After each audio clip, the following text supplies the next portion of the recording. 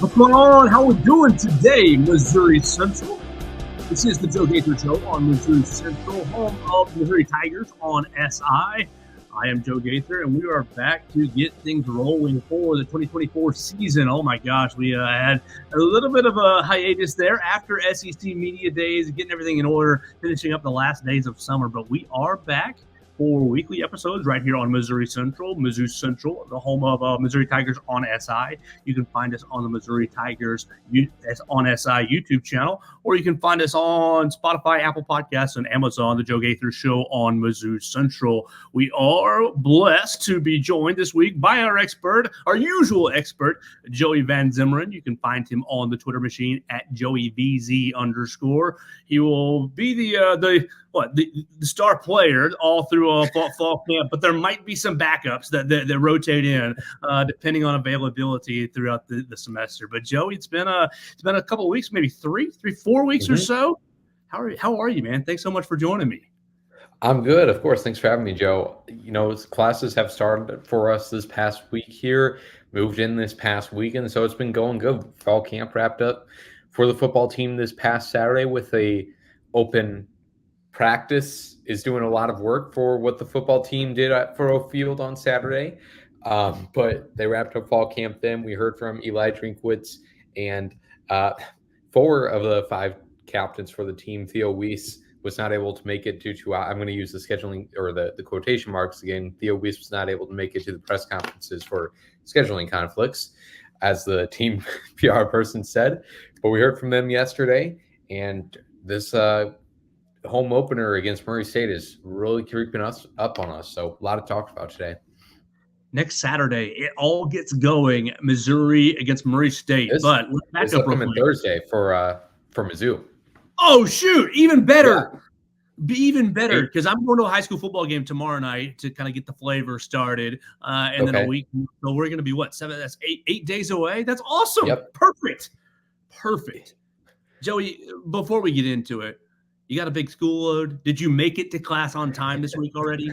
I did. I will say I have had to adjust to being a commuter student because I'm living off campus this year compared to having a dorm last year. And there's many benefits of that besides the shuttle at my apartments. You really got to be on time, and you got to be early and have your place in line, or else they don't have seats for everybody. So I hadn't gotten used to that. I've had to drive the first 2 days. Today was the first day I actually made it early in line for the shuttle, which was good. So that's been an adjustment. But other than that, classes are going well so far. All right. Only took you a couple of days to make adjustments. That's good. That's all right. Yeah. Everything. Look, you mess up the first couple of days. That's what the first days of school are for, to kind of get into a rhythm. Yep. So happy to hear that. What did you do over the last couple of weeks? Because you have been covering the Missouri Tigers during fall camp, and we will get into that. But you and I go back and forth about our professional teams, but I think you had a very, very great opportunity that deserves highlighting, despite how I feel about the team. Tell us about your time covering the Packers, man. I appreciate it. Absolutely. So Bill Hooper, who runs the Green Bay Packers on SI site, to him, was able to get onto his site as an intern, and Bill has been very free with what he lets me do. Basically, any idea that I have, I can pitch it to him. Most of the time, he's going to say yes. He doesn't assign me all that much, but I appreciate him giving me the opportunity. And one of those was I was in late July, early August, going to Packers training camp, covering 3 practices, first few of the padded practices for the Packers, and also obviously getting to go to the after practice availabilities, Coach Matt LaFleur's press conferences in the morning. So it was all completely new to me, not only the Packers, who I've been following all my life, to kind of like just really be thrown into it after, just a year ago being in a totally different position with how I view, all the players seeming so inaccessible, to suddenly being in the locker room with them and 40 of them being in there. It wasn't all the players, and the high profile guys were just one time out of the week.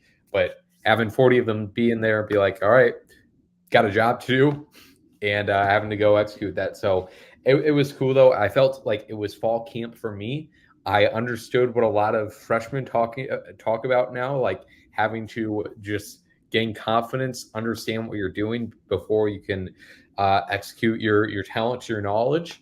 And so it was cool for me to see over the 3 days that I was there, all back to back, over those 3 days, see the progression that I made each day, see how much more comfortable I felt. I really tried to be reflective after each day to see, especially with the after practice locker room availabilities, to see where I can improve on with those. Especially, the first day I was there, I, I didn't find out it was open locker room until I was walking into the stadium 3 hours earlier. I thought it was like Mizzou does it, where we get 5 chosen players.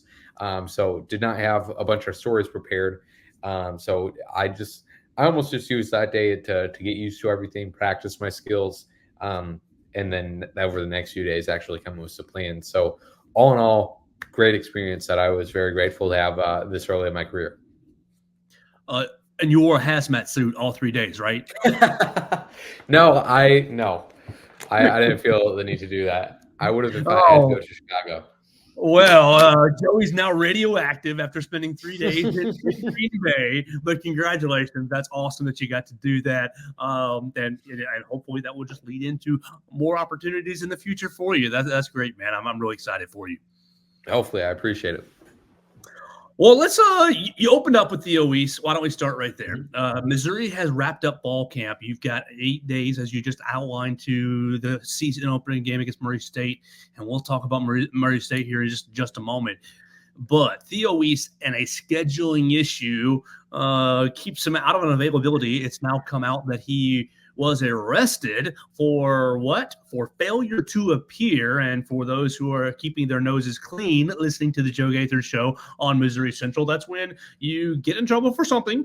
You get a citation for a court date, and then you do not show up for that court date. It can be really a myriad of things. And I'll be full disclosure for everybody that is listening or watching. I have been arrested for failure to appear before, and I got it handled very, very quickly and very easily, just a clerical error. So it can be a very, very simple thing that, I just forgot about it and out of sight, out of mind. But tell us what's going on with Theo Weiss. Will he be facing punishment? Will we see him next week? Is Eli Drinkwitz going to take this maybe to the max degree, or is this going to be something that's, hey, run some stadium steps and make sure you monitor your mail and your calendar a little bit better next time? Now, fortunately or unfortunately, really, Missouri has shown us what they will do in this situation just 3 weeks ago, near the very start of fall camp, when safety Philip Roche, a sophomore, was arrested for failure to appear in court also. To me, at least, I expected there to be an in-team suspension for Philip Roche, especially because, like you mentioned, failure to appear in court can be for many different things. But for Roche, it was driving. I don't want to get this wrong, so I'm not going to say my initial estimation. It was a pretty high amount over the speed limit 3 times in the span of a certain amount of time. And again, I don't remember the exact speeding numbers off the top of my head, but pretty dangerous numbers. And so for that, I expected there to be some in-team punishment for Roche. They did not give that. He was out at practice the next day after being arrested. So with Weiss, with this being for what the warrant for his arrest being for failure to wear a seatbelt, I don't expect there to be any severe punishment for Weiss. It doesn't look great that the response after Roche's arrest from Eli Drinkwitz and the Missouri's coaching staff was, we're going to take this more seriously. We're going to take this as an opportunity to show our players that you really have to take this stuff seriously, really have to watch your discipline. He did not meet our standards. It doesn't look great that just 3 weeks after that, one of their biggest stars, a team captain at that, is out there getting arrested for the same thing. I will say the warrant for Weiss's arrest was issued in May, so it's not like he could have changed much after the messaging from the coaching staff. So I'm sure we'll hear from Eli Drinkwitz Drinkwitz about it at some point, but I would not suspect there to be any punishment for Weiss from the team. No, especially for a seatbelt violation. Yeah. The issue is, and this comes from an irresponsible person that I am. When I had a tag issue. Okay, your tag is expired. I'm gonna write you a ticket. All right, no problem. You go. You renew your tag. No big deal. Oh, I renewed my tag. I don't have to appear. I don't have to do anything. Out of sight, out of mind. And then boom, you roll through a stop sign, buddy. Actually, there's a warrant for your arrest. Oh, what? And it becomes a bigger problem than you realize. And so there are certain steps to take when you are in legal trouble, even if it is a seatbelt violation or an expired tag, or unfortunately maybe a driving under the influence issue. There are steps to take, and maybe Eli Drinkwitz can use this as an opportunity to educate the entire steps to take. You got to go all the way to step number 10. You can stop at step number 7. You can't stop at step number 8. You got to get all the way through all 10 steps to clear your legal name. Right. I think to your point, this isn't this isn't a concern. Obviously, like, you should wear your seatbelt, but it's not a concern that Theo Weiss is going to be putting himself or others in dangers consistently. But compared to, again, Roche, a much more different example here. And so maybe, it becomes, like you're saying too, of not only do we have to avoid the behavior that Roche was showing, but also we got to make sure we're on top of our stuff when it comes to court dates, legal happenings, because at the end of the day, headlines coming out like the one I wrote this morning on Theo Weiss arrested is not a great look, no matter what it is. Exactly. So, not a great look, but it's explainable cause. But for just to even have anything on your record, as for Weiss, who was going to be an NFL draft prospect this next year, not ideal. Especially, and I don't want to make it sound like these guys have any special privilege, but these guys do have a very good support system at Missouri and at these high-level universities. There's a lot of people looking out for them. Hey, did you go to class? Hey, you got your homework done? Hey, everything in your life, all your boxes checked off. And so this will be an opportunity for Eli to kind of look at the whole span of things. And maybe there was a little lapse in, I don't want to say lapse in judgment, but just out of sight, out of mind forgetfulness. Right. You want to talk about something else that Eli's concerned about? I think I know where you're hinting at. Yeah. Oh my gosh. You go to the Cotton Bowl and you're not going to sell out the home opener next week? I mean, you can let me know, but because I've been kind of just on the outside. Is it, we've sold 93%? We've sold half our seats? Or is it like, how many tickets are out there for next week's game against Murray State? I need to pull up the exact numbers. I saw it posted this morning. Let's see. Here we go. Okay, from 14 minutes ago, there's 817 tickets remaining for Murray come State. On! Oh, and 724 against Buffalo in week 2.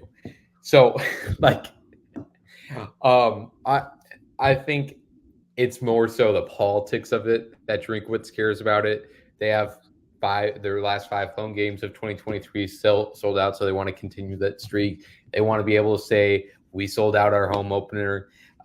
They want to be able to say they continue that streak. Like I said, they want to be able to have the first shot of that Thursday night game, a packed row field.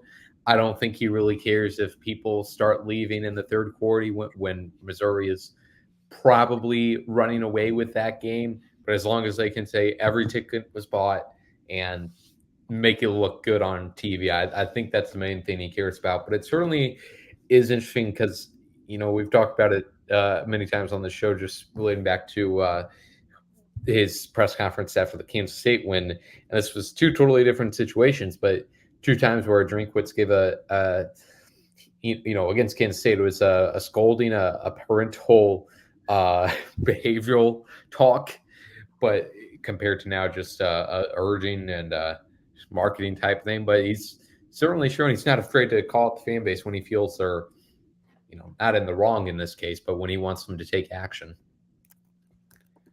Okay, I'm trying to find out while you're talking here. Missouri. Come on, Google. What are our ticket prices going? Because surely we're gonna sell these last 800 tickets.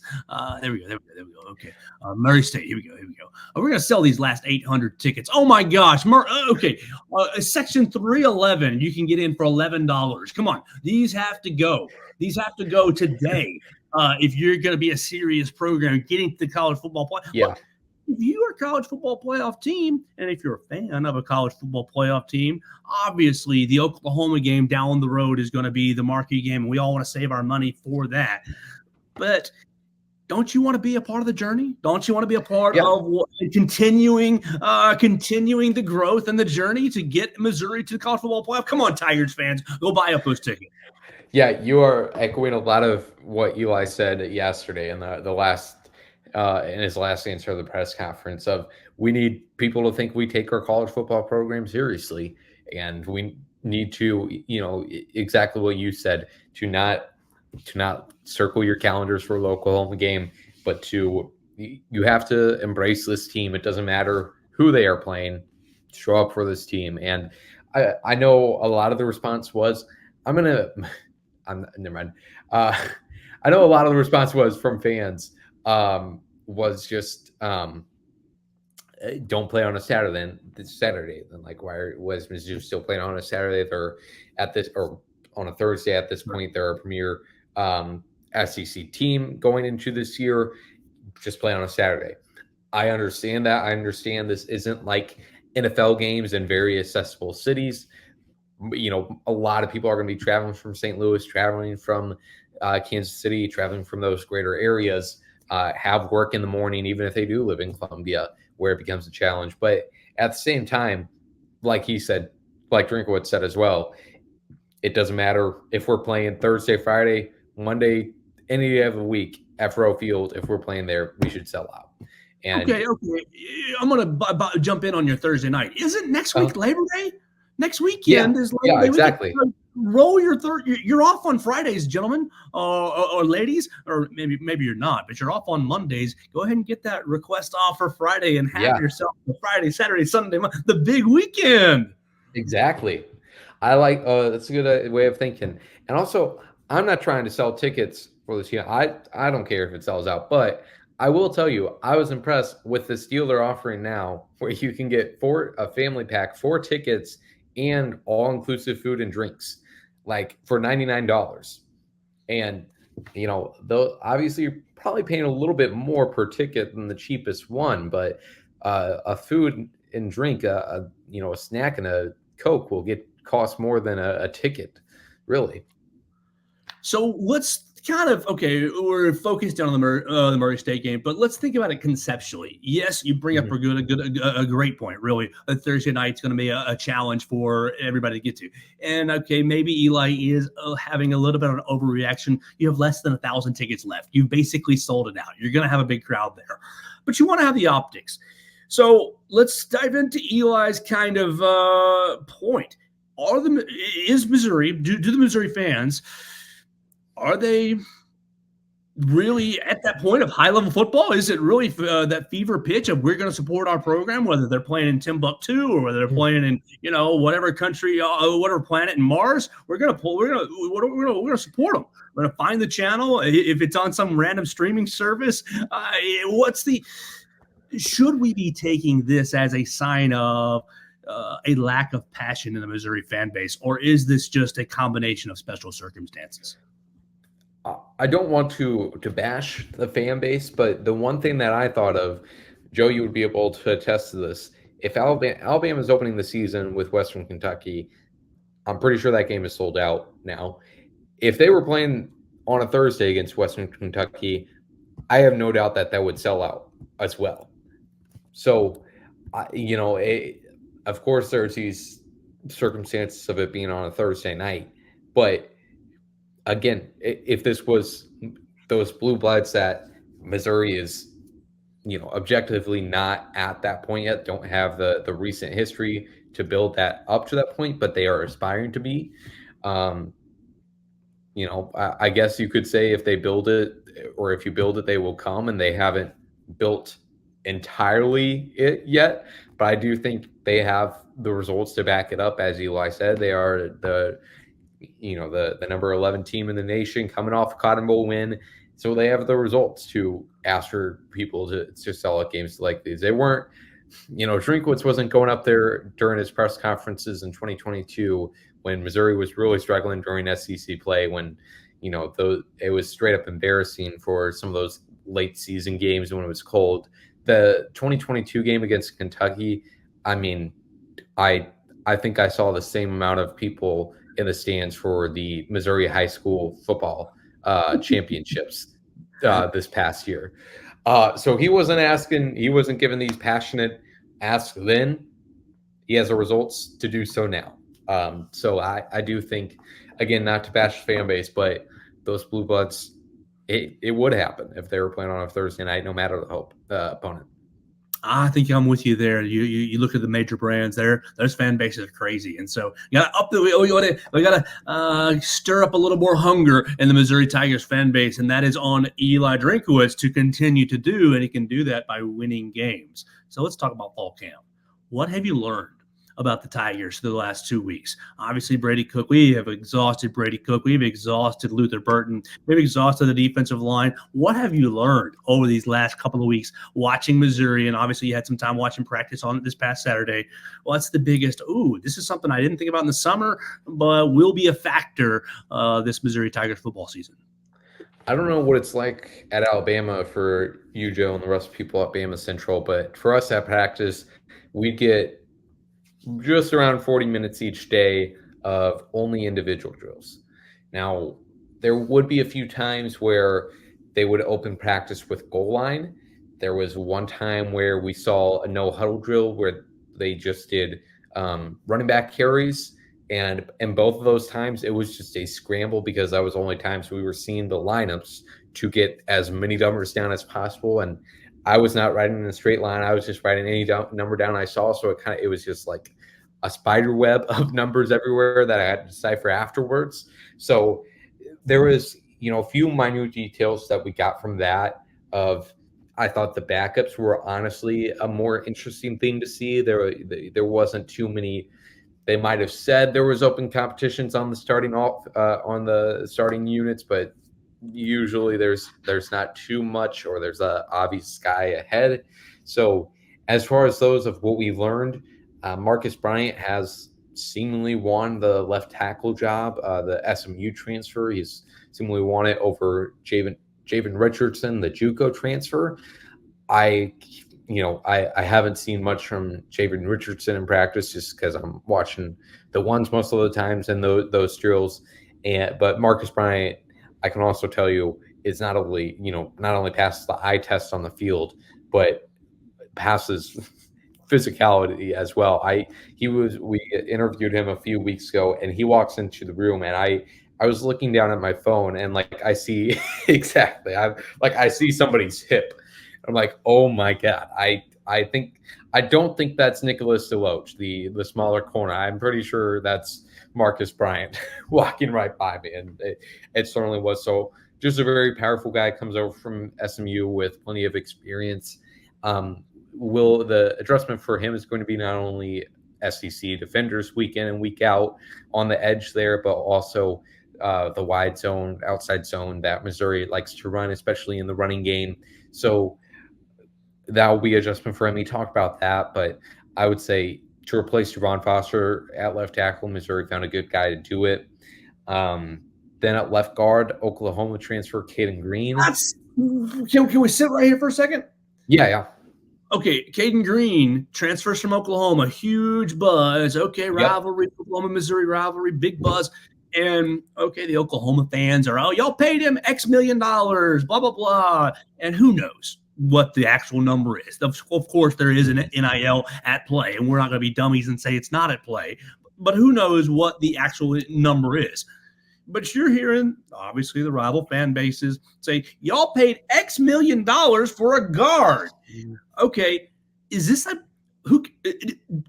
a big deal? Because you've got a guy at left tackle, and it sounds like you are very have some a little bit of confidence in, or have some semblance of confidence. And now you've got a guy to man the left guard position. I mean, he's on the line. He's starting. You're getting your money's worth. What do you make of, okay, we got him as a tackle, and now maybe he's not a tackle. We're bumping him into guard.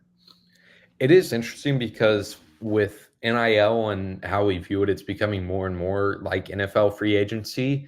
So I do think it is fair to carry over some of the same thought processes we do with NFL offensive linemen, where left tackle specifically and tackle in general, left and right, is viewed as such a higher value position than guard, just because you're on the outside, and left tackle you're blind, protecting the quarterback's blind side unless you're with the Dolphins and Tua. And so I understand where it is like that where they are. I have no doubt a lot of their NIL money that they spent in their transfer portal, a really good portion of that went to Caden Green. However, there is still some differences to NFL free agency where they're, obviously we don't have access to the exact rates, but where, I think the proportion that's going to each player is a little bit different. They're going to throw some guys a bunch of money, but others not as much. I have no doubt that was part of the process for Marcus Bryant as well.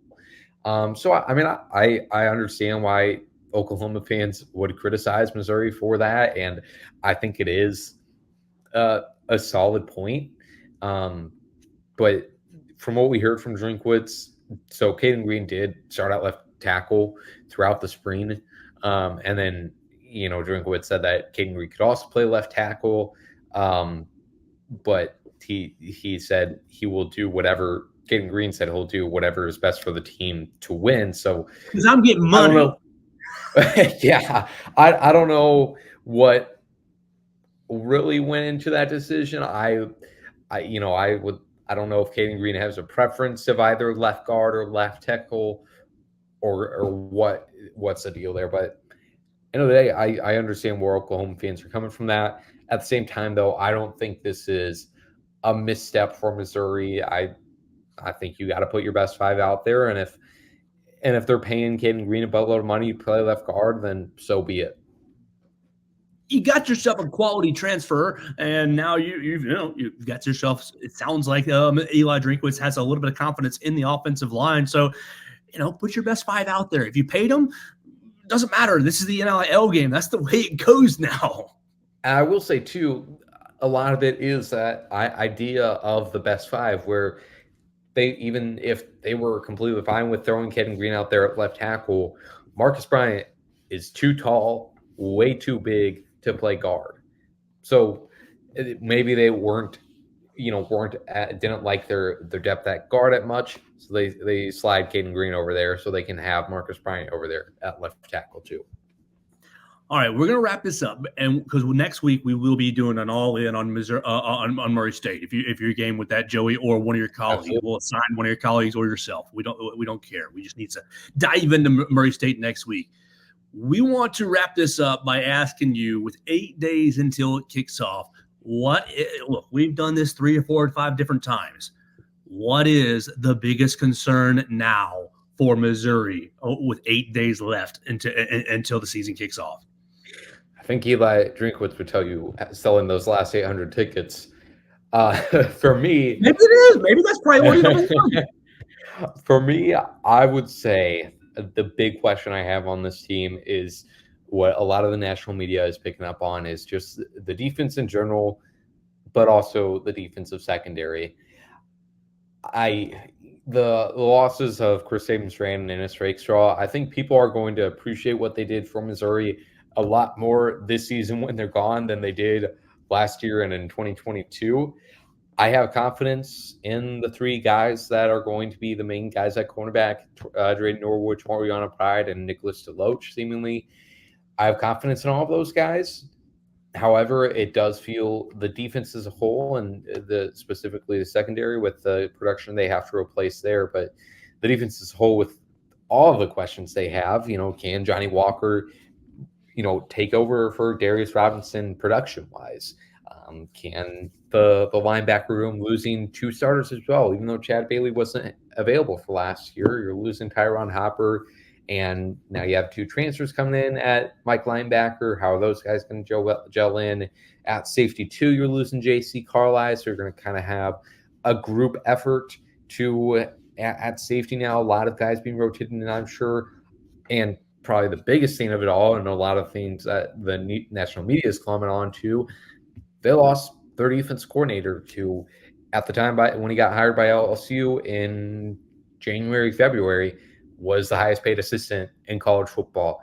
Obviously well respected, not only at Missouri, but within the college football ranks, clearly, as his contract would indicate, going at LSU. So early impressions of Corey Batoon, it seems like the players really like him as well. I don't want to accuse him of being a scheme hire, but he does have a very similar system to what Blake Baker ran. I would be lying if I said I didn't think that was at least some part of the decision to hire him, but I have no doubt, there's plenty of guys that run a 4.25, and I am sure Drinkwitz found the guy he thought was absolutely right for this job. So a lot of questions on that side of the ball. Not as much on the offense. Sure, they're losing Cody Schrader, ton of production there, but they 2 really talented transfers who have produced just as much as Cody did last year. And obviously, Nate Noel is at App State, Marcus Carroll at Georgia State, so not as tough as competition, but they've shown that they can produce in college.